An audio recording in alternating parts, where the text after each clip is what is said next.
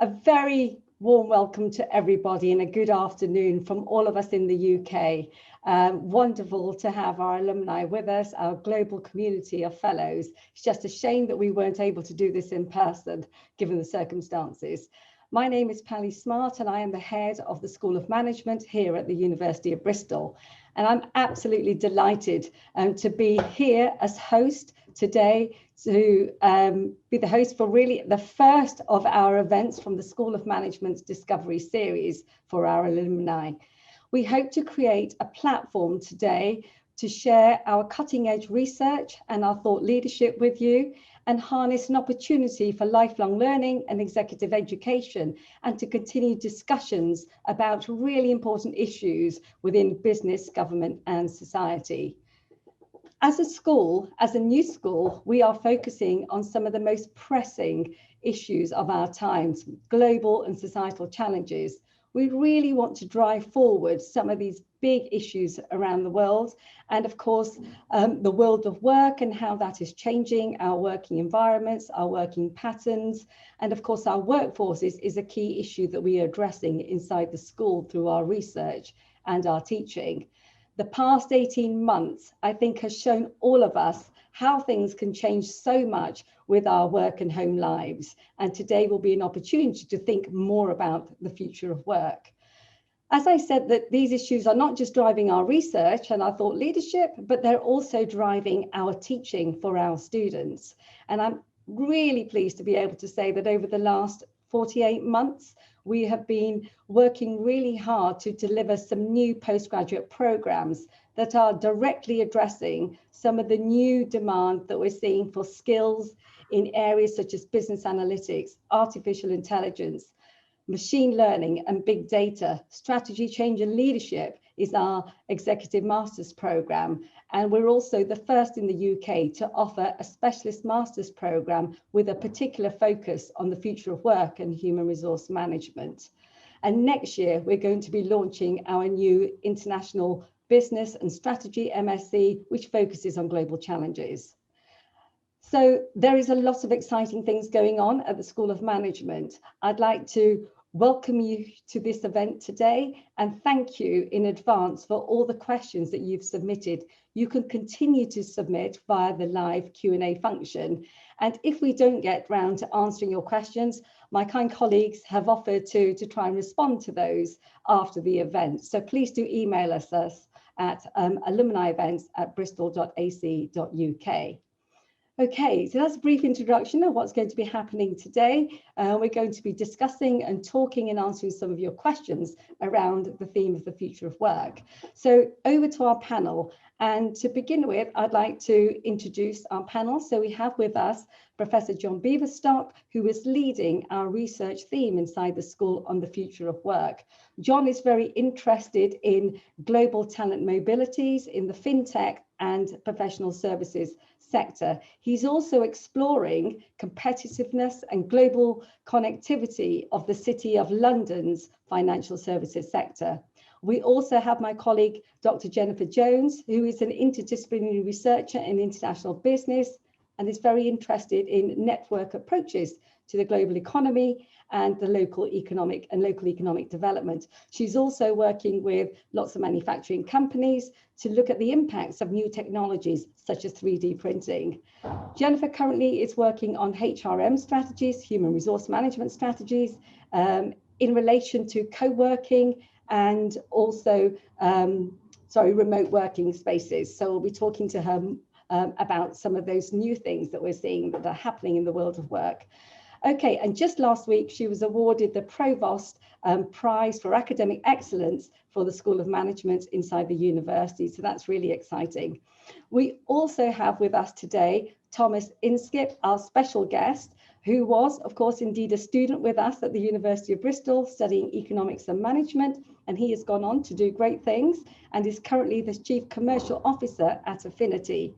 Affinity are a global organization that use data and AI to better understand and transform the quality of interpersonal relationships and interactions in a business context. He's responsible for global revenue, commercial strategy, and overseeing the worldwide general management team. Tom began his career at KPMG and has a background in investment banking with Liberum Capital in London. So, as a brief introduction of the guests that we have on the panel today. So firstly, Tom, over to you. It would be great if you could tell us a little bit more about the interesting work that Affinity are doing. Of course. Thanks, Paley, and very pleased to be here today, so thank you for having me. So Affinity is an applied artificial intelligence company. At heart, what we do is when you call into Sky or BT or Lloyd's or Direct Line, we go to work on who you are through your telephone number. And each telephone number tells us a huge amount about you versus the next person. So this is through public, commercially available public data. Experian, Alon, Targus, how many cars you have, whether you travel frequently, your postcode, etc., job titles, but also internal data. So if it was Sky, they know how long you've been a customer, what channels you've been watching, what channel you were acquired through, and so on. All of this information presages how Paley is different to John and Tom is different to Jennifer. And we use that information to predict who within the contact center or within the available pool of agents in the contact center is the best behavioral fit for you. Mm-hmm. At heart, the basic principle is you buy more from people you like. So we're replacing the time-based assignment of people in a business context, typically a contact center, finding behavioral pairings which are more efficient than chance, and in doing so, increasing the customer experience, in turn, increasing the probability of a sale or a renewal or retention. In a banking context, it could be money collected or credit card sold, etc. We turn our pairing technology on and off. So we're on for 20 minutes, off for 5, on for 20, off for 5. At the end of a month, you look at the revenue generated whilst on versus whilst off. The difference is precisely what you attribute to Affinity. And then we charge a share of the incremental benefit we deliver. So typically 30 pence in the pound. So not a traditional software model, not sexy in that it's call centers, but very cutting edge in that it's machine learning, data, and AI, but a profitable use of AI and a use which increases the productivity of people rather than replacing people. Mm-hmm. But hopefully that's a helpful. That's great. Thank you very much, Tom. How fascinating. And I'm thinking, you know, we hear so many people in business, government, and societal organisations talking about how important relationships are in the world of work. So I can see really interesting prospects of the work that you're doing in all sorts of different kinds of settings where human relations are really important. Okay, that's great. Thank you for that overview. So I've been fortunate enough to be able to come into the office and have been doing so for some months. And I know that not everybody has had the opportunity to do that, given the situation that we find ourselves in with a global pandemic. So great for me who can be in the office, but not great for everybody. Some people want to be in the office more, some people don't want to be in the office. I'd like to turn to Jennifer now and ask Jennifer, I'd love to hear your views on the future of the office. Is it going to continue? Is it not? What do you think is going to happen? What a big question. I think it's something a lot of us are talking about now. I mean, I think it's hard to pick up a newspaper and not hear some manner of debate around this. And we know that that's happening within companies as well. I see two levels of this, really. I think about how much office space is used. We hear companies talking about downsizing significantly the amount of space they need. I think anyone who's invested in a flagship London headquarters is now wondering if that was the right strategy at the moment. But also how the space is configured within that, the traditional office.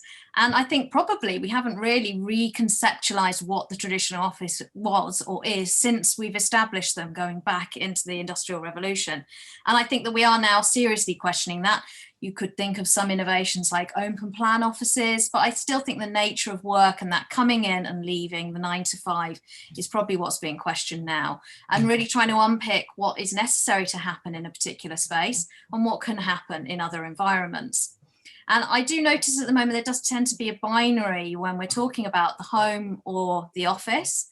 I think we don't necessarily think of that as a binary. I think that there will be an emergence of third spaces as well, where your employer may make it available that you could use a particular co-working space, so you could meet with colleagues not necessarily in the office. So if companies can completely start to outsource some of their provision for their employees, so kind of these degrees of flexible office space, and that is a sector that we know is growing. It was growing before COVID, but we've seen a lot of increasing growth in that. We can see in the newspapers daily different firms announcing what their intentions are. Still surprising in this era of uncertainty, but we hear NatWest, we hear Ernst & Young, all declaring different levels of employee expectations for being in the office. Or more than half of NatWest staff were expected to be hybrid working, and they say only 13% of their staff they expect to return for most of their work into the office. So some different statistics coming out here, and I think there is still uncertainty about quite how we manage the way in which people work from home and in the office. How often do we need to get together? What functions need to happen in the office? I think those are all quite big questions. Architects are now very interested in this question. I know that they're getting brought in by companies to think, ripping out a lot of desk space, as much as 50%, and turning those into enticing collaborative spaces. I'm hearing about rooftop bars, running tracks. I'm pretty sure the university's not going to introduce those things. I think this might be the private sector. Those ideas right now. We might get some sofas, right? That might be nice. But yeah, the serious point about how to recreate these water cooler moments for how you want your staff to know each other, you want them to innovate, you want them to chat. But I think a total rethinking of this. But I do want to kind of add the caveat that we have to be careful that we are often talking about particular types of white collar work here, and that the office does cover a broader range of activities. So we shouldn't get too set on the particular types of people who might have freedoms around where they work, because lots of people are quite restricted about where they could work, which I think is another argument for this increase in these third spaces. Not everyone has a home provision to work from. So in answer to your question, what is the future of the traditional office? I don't think anyone knows yet, but it's going to be fun seeing how it works out. Fantastic. Thank you very much, Jennifer. That was really interesting to learn. Certainly, it's been quite nice being in the office. This is an academic environment. We could probably, I think on our floor, there are usually about 15 people, but I probably see 4 people regularly. It's quite interesting to see that some people have really made some clear choices about wanting to be in the workplace and enjoying the interaction. But I think, certainly Zoom, Teams, they've all helped, I think, to maintain interaction to a degree. So I think you're absolutely right. We're in a period of time where things are still a little bit uncertain. It'll be interesting to see how things ultimately shape up. Tom, I just wondered if you'd like to comment on that as well, given that, from a corporate perspective, what are you seeing? Yeah, I mean, from my own personal experience, the pandemic hasn't been that long. We all went into it with a lot of wood to chop, a lot of projects in motion, relationship capital with various stakeholders in hand. And we've managed really well through an 18-month period. But I think, I think that's led us into a bit of a false sense of security, where we can get away with remote working and Zoom and conference calls to keep the businesses moving along. But I think it's harder than we think, or we'd like to think, because it's very nice being at home on a Friday, particularly if you're a senior person in the company. But often those are the people making these decisions. But in reality, it's very hard to learn, to persuade, to explain, to create, and to problem solve if you're not in person. Those teams that do it in person will always triumph over the ones that don't. I strongly believe that. And if you want to be learning, persuading, explaining every day, then those that are in the office every day will, ultimately have superior results to those that are only in the office 3 out of 5 days. So I have, my own view has changed over the last 6 months as I've come to the end of this 18-month stretch. I've never been a fan of an office myself, but I'm itching to get back in because I'm feeling less valuable than I have done in the past, because I am a explainer and a creator and a learner. Those things are all things I value. So I think Jennifer's completely right. Offices will change to the extent that they'll be more about collaboration rather than just rows of desks, more about getting the most out of people. But I also think that over the medium to long term, there'll be a shift that's more towards the pre-COVID levels than people would like to intuit, because everyone's thinking about the new things they can do because it's a crossroads. But I think the pendulum will come back pretty far. I think the pendulum swing is a really interesting metaphor to use here, because I certainly do remember having quite a few conversations, I would say probably last sort of May, June, July time, where people were really quite certain that actually the world is changing and it's going to be a sticky change, But I think now, another year on, I agree with you that I think the pendulum will swing back a little bit. I just wondered if I could ask you, Tom, given the nature of the kind of work that you do and the value that you add in a business context, is it too early to say anything about how the nature of business interactions or people interactions or behaviors between people may be different now than they were before? Is it just too early to say? I think business owners with a focus on cost will see this as a chance to take cost out, remove intermediaries, remove agents, digitize. But at the end of the day, you remove people from the equation and everything becomes a little less enjoyable and less fun. And a lot of business happens because people feel good about working with the people in front of them. So it'll be really interesting the next 6 months. I think it's very hard. I think it's very hard to predict. And I think businesses shouldn't have a set plan at this point. They should be nimble, and there are examples where they've already made decisions never to return to the office, like Nationwide, for example, which was all over the BBC a few months ago. That to me just feels crazy. So. Not sure, but we'll see what happens. Well, maybe that's something we've learned, over the last years, that fun is really important for work. Certainly, I've felt that way. I'm having a lot more fun in the office than I was at home. At home, it was very much constantly being on Zoom, but that might just be the nature of the kind of work that I'm particularly doing. Okay, thank you for that, Tom. So let's move to John. So John, I've got a very interesting question here that had been pre-submitted. Quite a long question, so I'm going to try and read it out carefully.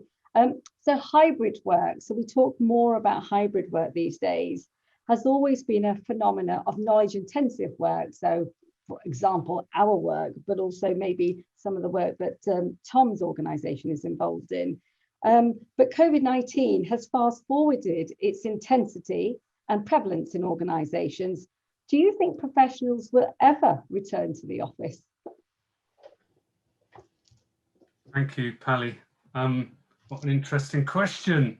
And I'd like to, thank Jennifer and Tom for their observations, because I think the death of the office is over-exaggerated.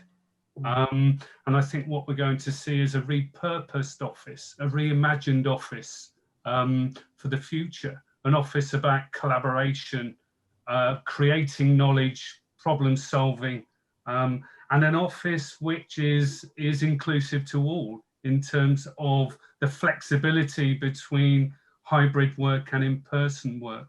I think what's been interesting about hybrid work in knowledge-intensive organisations like professional services, for example, is that it's always been an important part of that work process. blending, flexing, working in the office, but working in other locations. That may be the home, it may be with a client, it may be in another location. And this has equally been intensified during the last 18 months or so. I think professionals will return to the office, undoubtedly, and they'll return to the office for some of the points that Tom has very eloquently suggested a few moments ago. You know, the community of practice in knowledge-intensive organisations is knowledge creation, is creating knowledge, it's problem solving, it's sharing and transferring knowledge between employees, between clients and employees, and it's very much wrapped around, you know, the reputational caliber of being in a particular location. So it's not just the water cooler moments that Jennifer mentioned within the organisation, but it's also, you know, the importance of being in the office and then socialising in close proximity to the office, in the bars and the restaurants and the coffee houses, for example, where you're rubbing shoulders with your clients, your competitors. You know, you're trying to get a sort of a competitive advantage by listening and learning.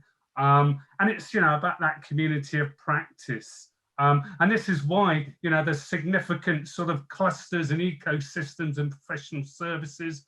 The City of London, for example, you know, to come back to that space, back to those office networks is going to be a really important part of, you know, setting the competitive advantage for the future. However, as Jennifer and Tom has alluded, you know, I think what we're going to see is a repurposing, a reimagining of that office space.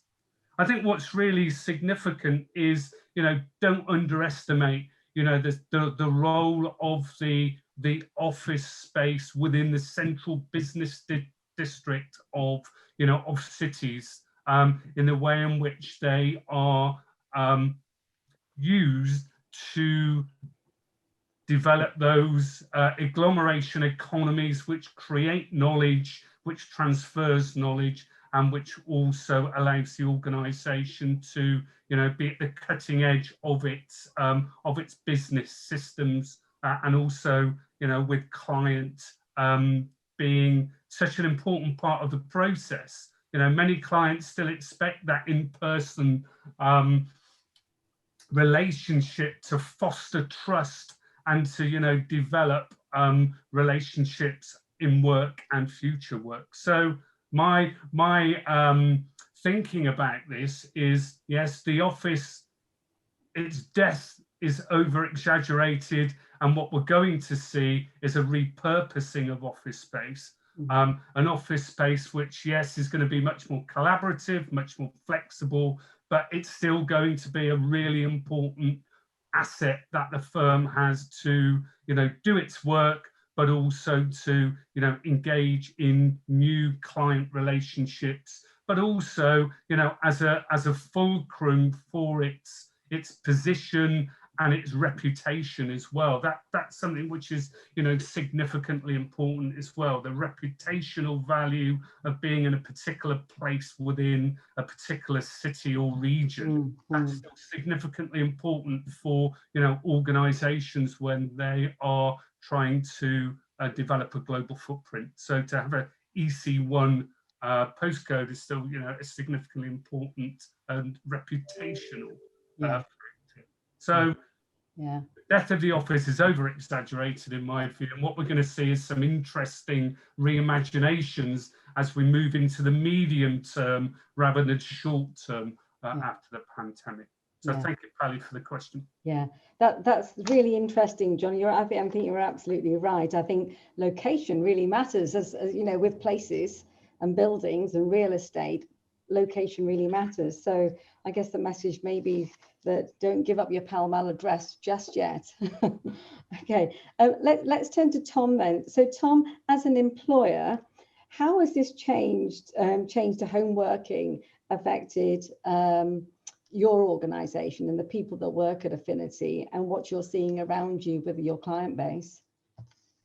So Pally, we're now 2,500 people, and we've doubled in size during the pandemic. And I think that whilst it's not always valuable for a particular person to be in the office, it may be valuable for other people to have that person in the office.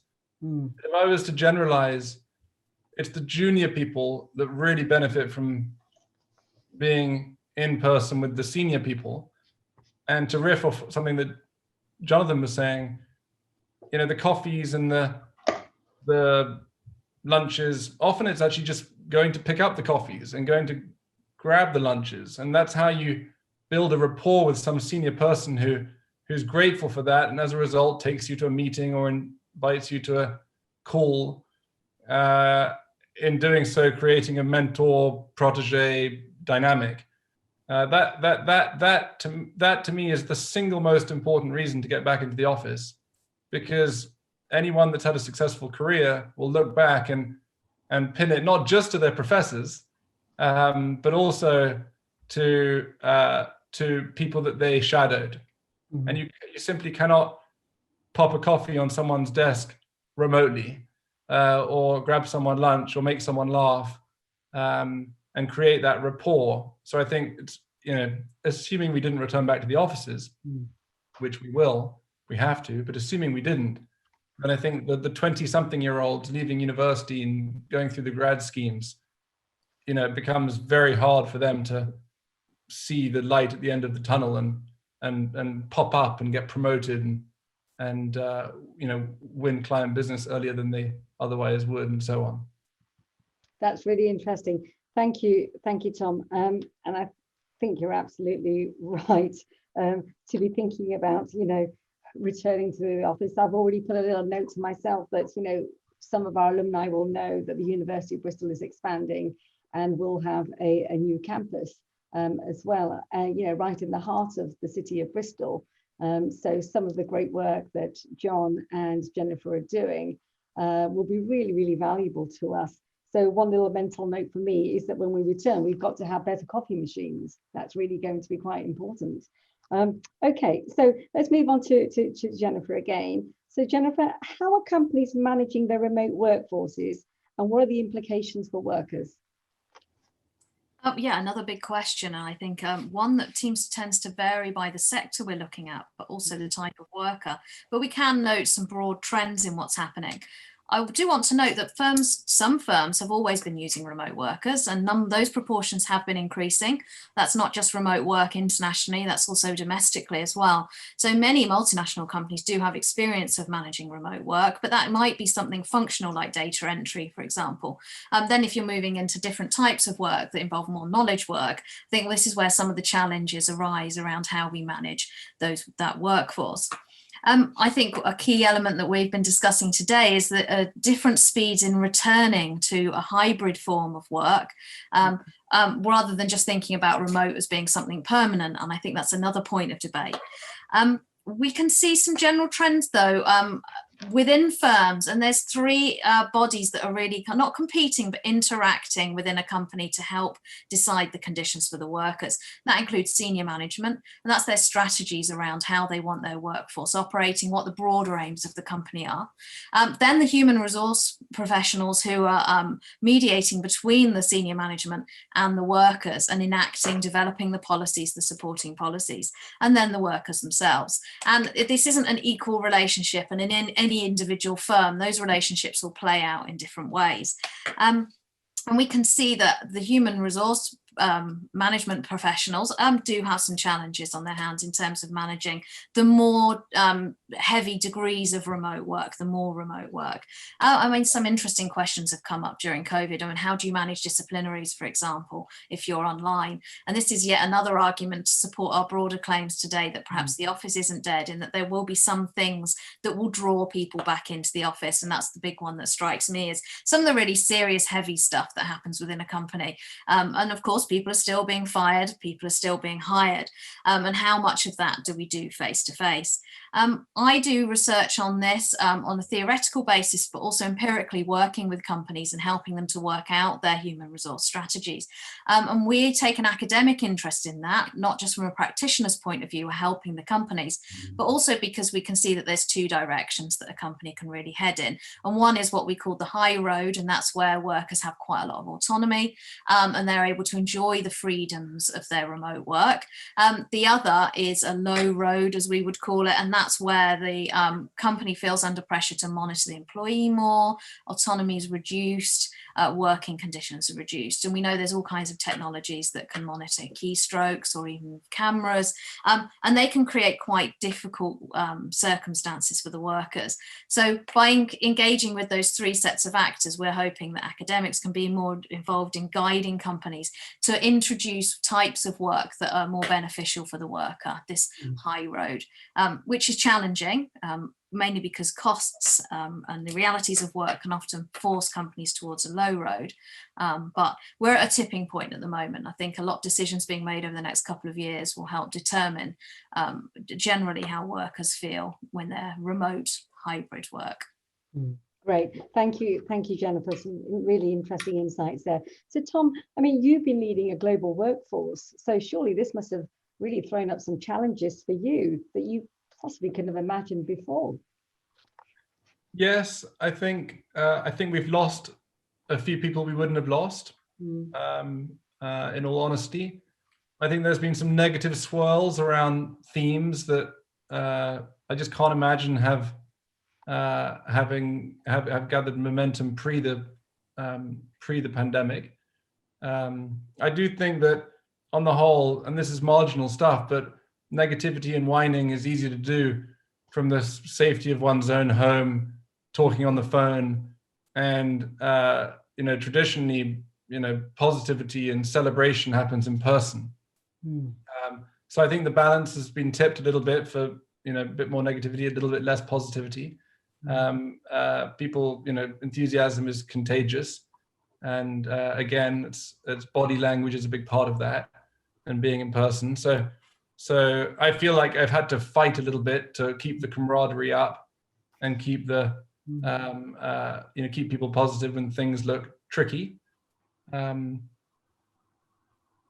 Really interesting. Yeah, but I think that people have coped extremely well. But I think that 18 months is almost a cutoff. I think if it was on for another year, I think you'd see real problems. Yeah. So I don't think we've seen the worst of it, and I think the timing of coming out of the pandemic is actually very good. Yeah, really, really interesting as to how it affects, sort of people's psyche really being in the office, not in the office. And one of the things that Jennifer just said, is slightly concerning in the sense that, if all the heavy lifting around HR gets done in person and all the other stuff gets done online, it raises some really interesting conundrums, I think, from, in terms of the world of work that we've been used to one that we could be migrating towards, but we're not quite sure what it is because it's still in a sort of a hybrid fashion.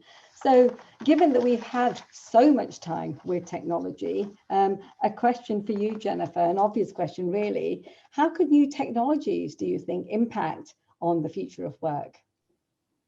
I think probably people are expecting me to talk a lot about Zoom here and the ways that technologies are affecting, helping us in a day-to-day basis. But my mind goes rather from the office and knowledge professionals actually to manufacturing.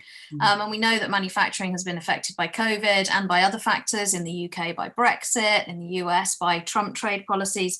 So this is a really important area of research for me and many of my colleagues in the management school. We all are familiar with the term the factory of the future, and underpinning that are several digital technologies that could really transform how we work, if we work in the manufacturing sector, but also in terms of us as consumers. We can see various trends. We know that there's increased automation, which creates challenges for how the public perceives that, the death of manual labour jobs. It may be instead that a factory is actually relying on higher end qualified engineers and professionals to manage the machines rather than numerous manual workers. And we're still working all of that out in terms of where that takes us in the future. But we're reminded also that manufacturing and industry is taking place within political spectrum, and we're seeing a lot of emphasis now on bringing manufacturing back to advanced economies. This is convenient in the UK because it helps us solve the Brexit problem, and it also helps us overcome some of the supply issues around COVID. Although I do a lot of work on reshoring, and I would caution us all to think that it's so simple that we're just bringing like-minded work back from one particular place to another. Actually, we're much more likely to see fragmented supply across the UK, different types of things having long chains, different types of things having shorter chains.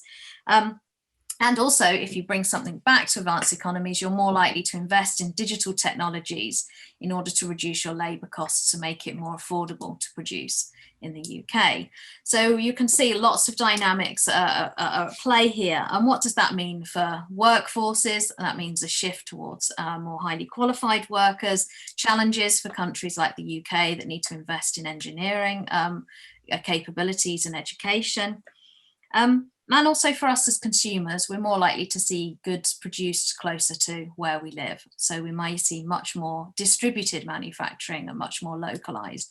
So things will be produced where the demand is rather than centralized, coordinated factories. So I think that there's a lot of talk around this in manufacturing circles, and I work heavily with 3D printing, additive manufacturing, and that sector's really professionalizing now. So we're not just talking about engineers driving this, we're getting lots more people come in from business and management schools to help drive their strategies. So it's really a real opportunity for us as a business school, but also for our alumni and our students to move into these sectors and to help shape them in ways to help us understand what the future is of how we're going to work. Thank you, Jennifer. Really quite interesting there. Fascinating to hear about how Industry 4.0 is taking shape, and I'm hearing more and more about sort of little factories, digital factories being set up, and digital twinning. I think this is all going to make a really interesting difference in manufacturing. Some might say the real economy. Fascinating. Tom, would you like to comment on that? Anything that Jennifer's just said with regards to sort of how technologies might impact working life?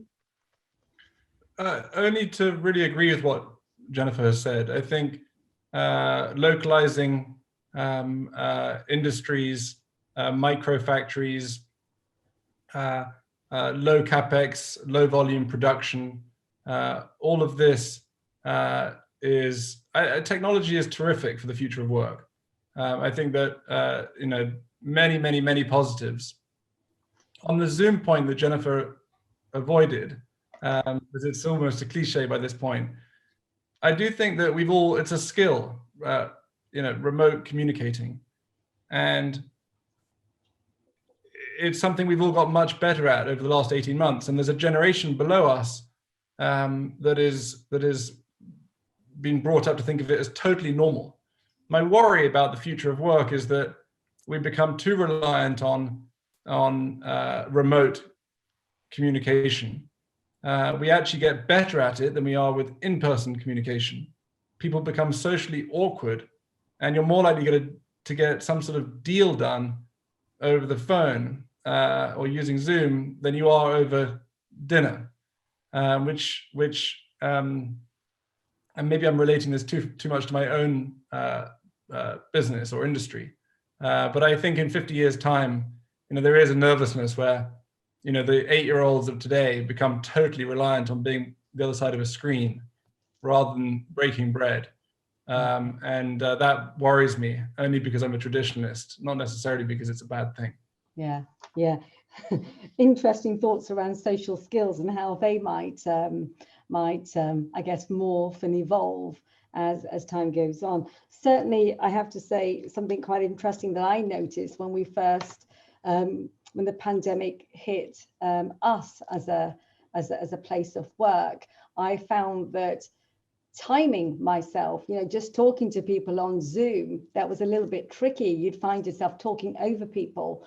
And when you've sat through many, many weeks and months of Zoom meetings, you slowly learn to adapt, but it takes time. But I found myself talking over people on the phone as well. So even when I couldn't see them. So it was quite interesting how some of the behaviors that I hadn't quite got around and developed new skills around, I'd been carrying to other sort of digital environments. So really, really quite interesting.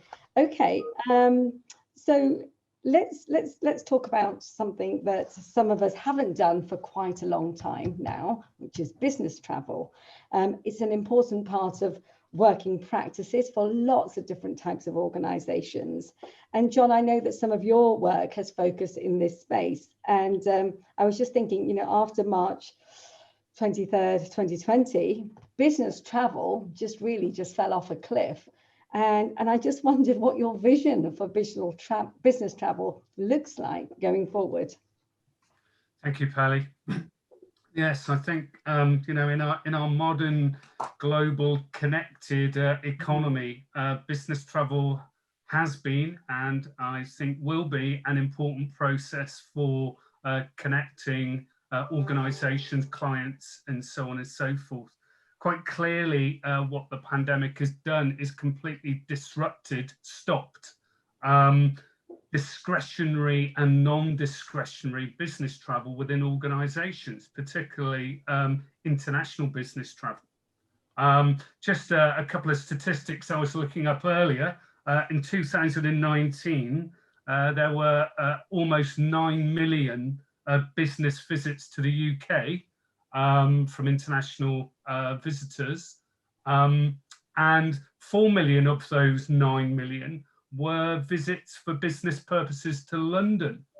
And that's quite a significant sort of number, because if you look back over the last decade from 2019, you know, back to the 2000s, what you see with business travel is whenever there's a crisis, the financial crisis, the dot-com boom bursting, the SARS epidemic of early 2000s, there's a dip, you know, a dip in business travel. Inevitably, you know, the business travel budget takes the hit.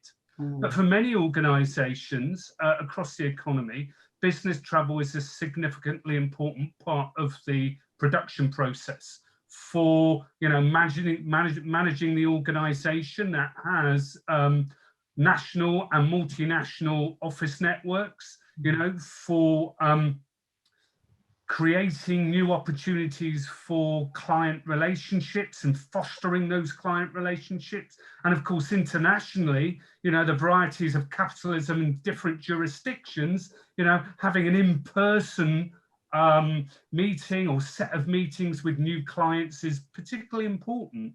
And there's also, you know, the importance of engaging with stakeholders, with associations, with foreign government bodies, with trade associations and trading departments in nation states. That's really important. And for you know, sectors like ourselves in higher education, going to trade fairs, conferences, conventions, you know, it's been an in-person process.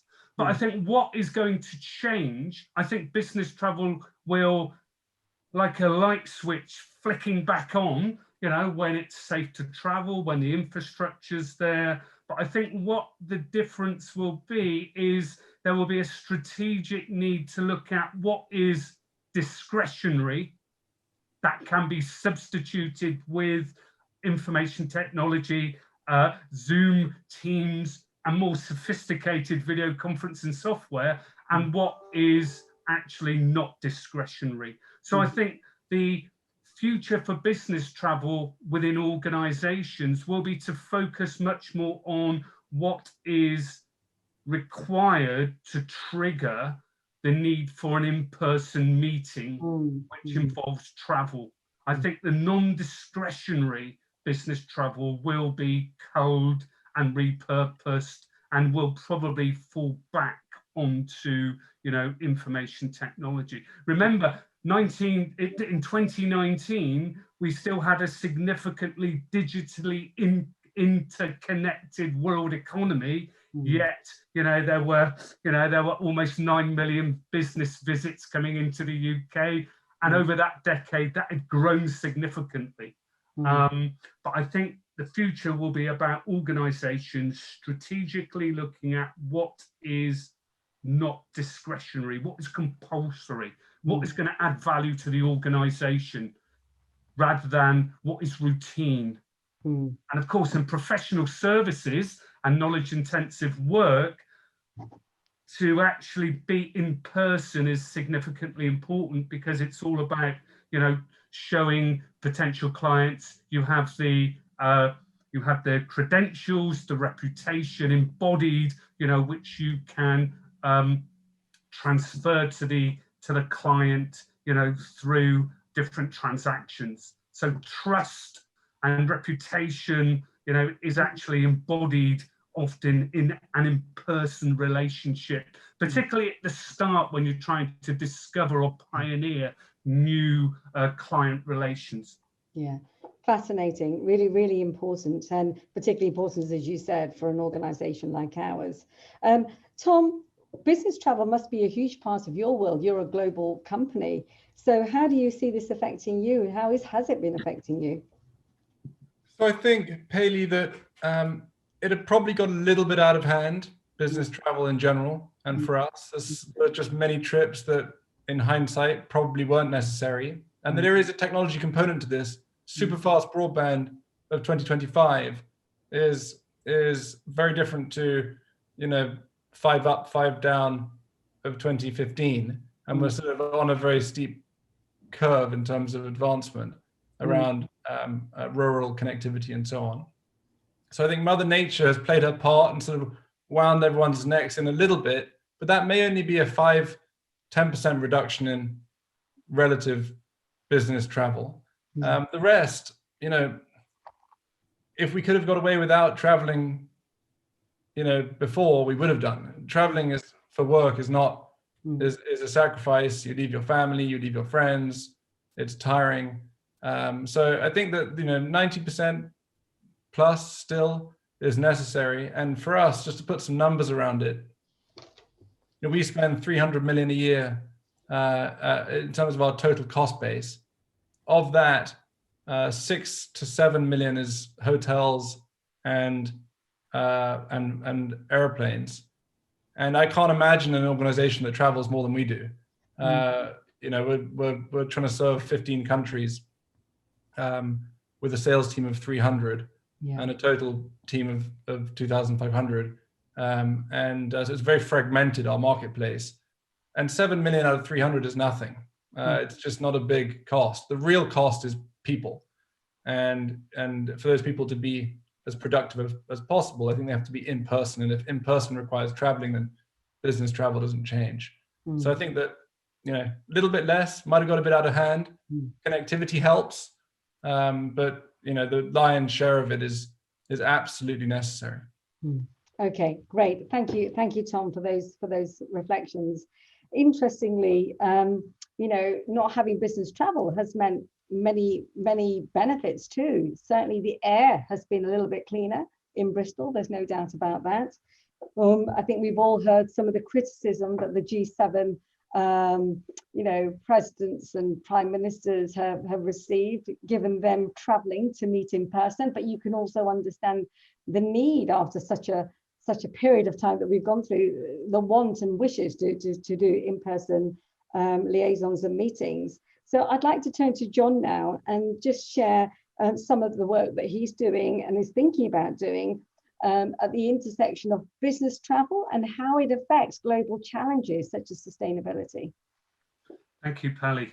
I think what's been interesting over the last 12 to 18 months or so, and Thomas just suggested this, is that organisations have looked very carefully at their social responsibility, as well as their cost structures. And business travel is, it's exceptionally expensive, or can be, and of course it has quite a significant environmental impact.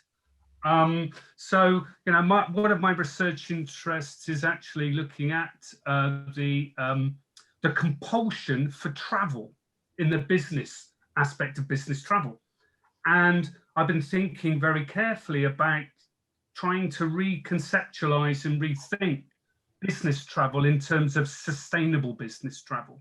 So at what moment in an organization does a particular activity trigger the need for an in-person travel in business travel? And also, if it triggers an in-person need to physically go from A to B, you know, what would be the most efficient form of transport to undertake that activity? So clearly, you know, looking back over, you know, the late 2010s, pre-pandemic, Eurostar was actually, you know, quite a significant player in European mobilities between the UK and the mainland Europe, just as, you know, low-cost airlines and legacy airlines were.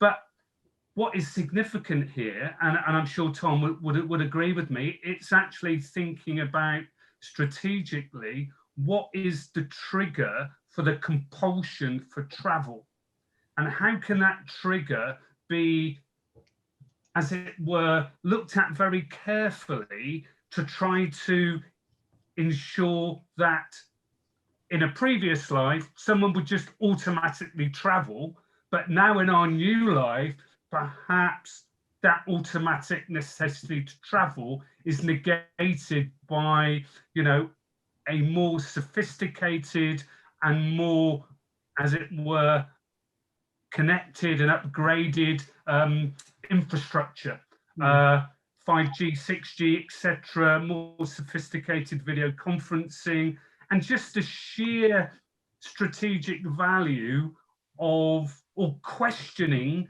the shared strategic value of actually in-person travel. Because as Tom has noted, you know, a lot of organizations just automatically engage in business travel, but they may not necessarily strategically think what the, you know, the impacts of that travel will be. Also, they may not actually think whether that travel is actually, you know, value for money with respect to what it can generate with respect to future profitability, revenue and client base. So one of my sort of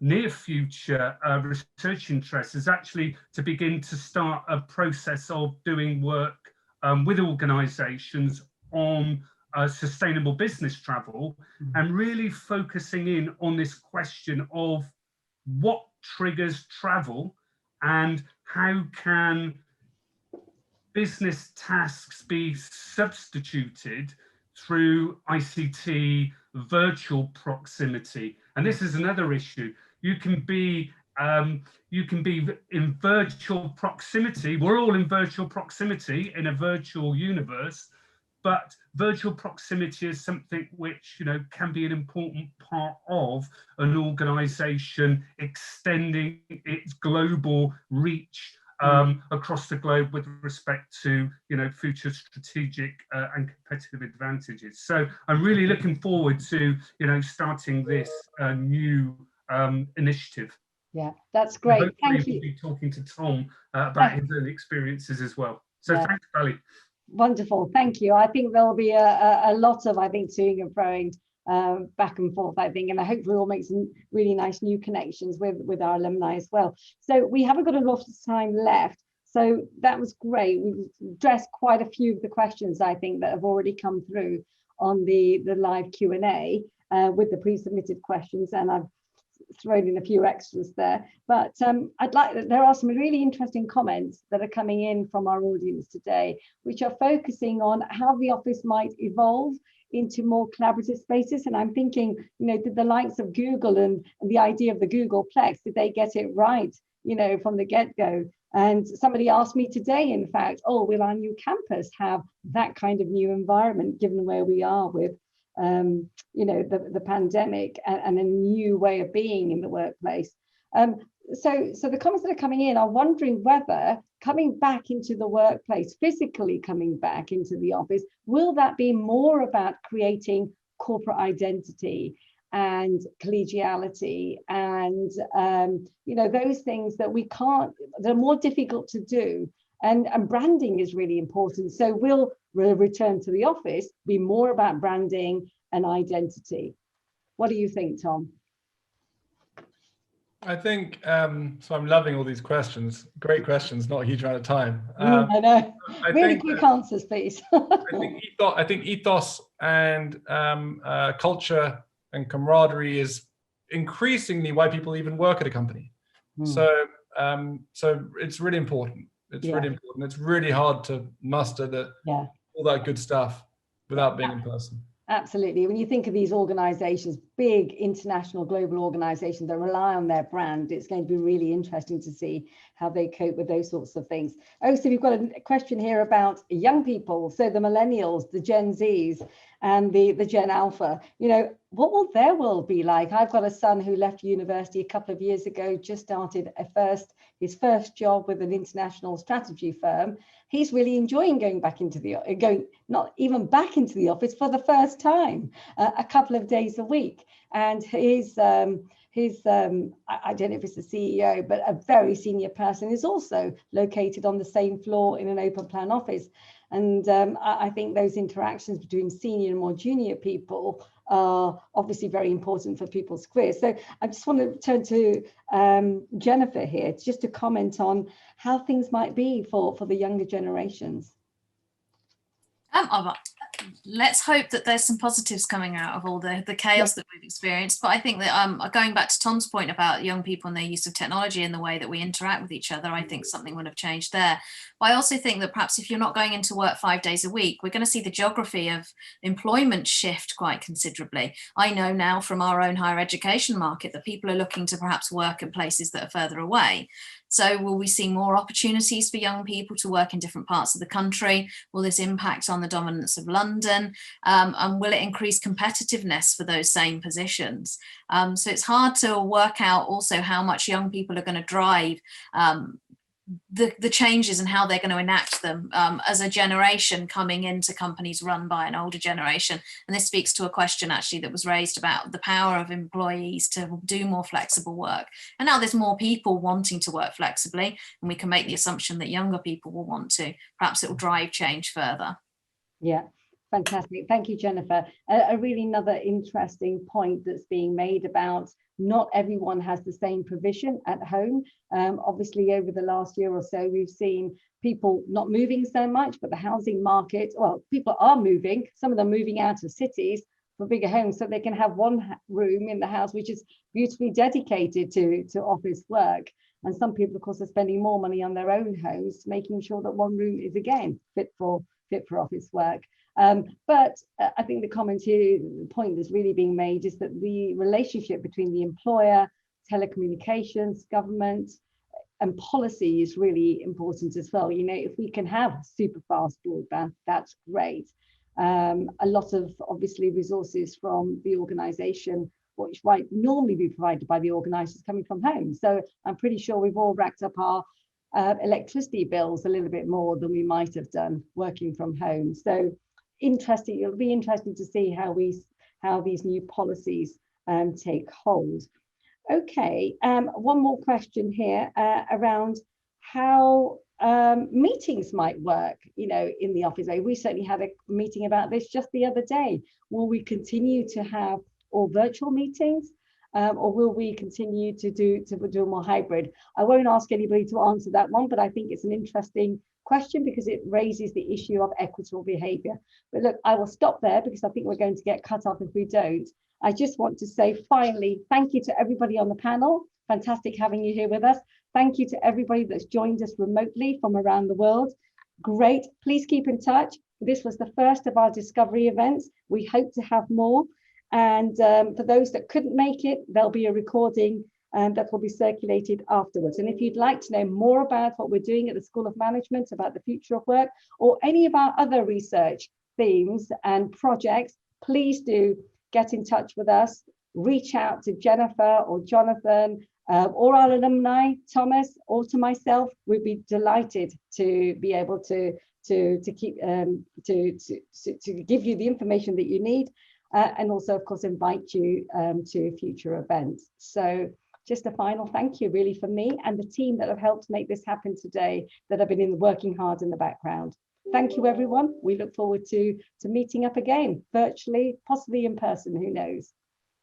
Thank you very much. Thank you. Bye. Bye.